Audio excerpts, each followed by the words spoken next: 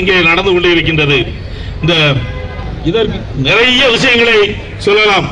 புதுக்கோட்டையில் உள்ள திமுகவை சேர்ந்த ஒரு மாவட்ட அணி செயலாளர் ஒரு ஆஸ்பத்திரியில் பணிபுரிகின்ற செவிலியர் நர்ஸை ஆபாச வீடியோ படம் எடுத்து கணவரிடம் காட்டிடுவோம், அதை காட்டிடுவோம் சொல்லி மிரட்டுறது.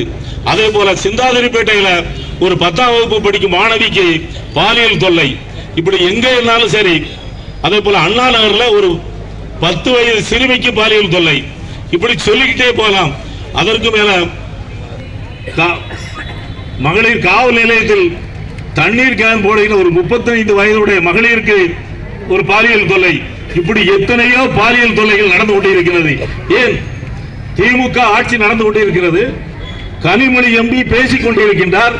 அந்த கூட்டத்திலேயே ஒரு மகளிர் போலீஸுக்கு பாலியல் தொல்லை கொடுத்தது யார்? திமுகவை சேர்ந்தவர்கள். அது பத்திரிகையிலே வந்தது. ஒரு கனிமொழி என்பவர் மகளிர், ஒரு கீதா ஜீவன் என்பவர் ஒரு மகளிர். அவர்கள் மகளிருக்குள்ள நலத்திட்ட இலாக்காக்களை கையில் வைத்திருப்பவரே கீதா ஜீவன் தான்.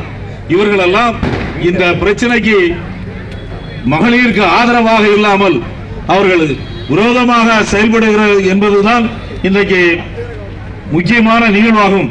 அதற்கு மேலும் இன்னைக்கு உச்ச நீதிமன்றம் சென்னை ஒரு குழுவை போட்டிருக்கு. சென்னை உயர் நீதிமன்றம் அந்த குழுவில் 3 பெண் IPS அதிகாரிகளை விசாரிக்க இந்த பல்கலைக்கழகத்தில் நடந்த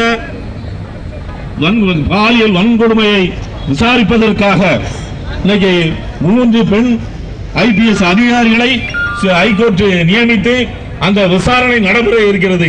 எதற்காக நடைபெற இந்த அளவிற்கு செல்கிறது என்றால் நமது எடப்பாடியார் அவர்கள் கொடுத்த அழுத்தத்தின் காரணமாக இன்னைக்கு தமிழ்நாடு முழுவதும் இந்த இதை போன்ற ஆர்ப்பாட்டங்கள் பலமாக நடந்ததின் காரணமாக இன்றைக்கு எதுவும் முடிவு சொல்லாமல் ஹைகோர்ட்டை தாமாக முன்வந்து இன்றைக்கு கேஸை எடுத்திருக்கிறது என்றால் தமிழகத்தில் எப்படிப்பட்ட ஒரு கேவலமான ஒரு ஆட்சி நடந்து கொண்டு இருக்கிறது என்பதற்கு இது ஒரு முக்கிய காரணமாக அமைகிறது.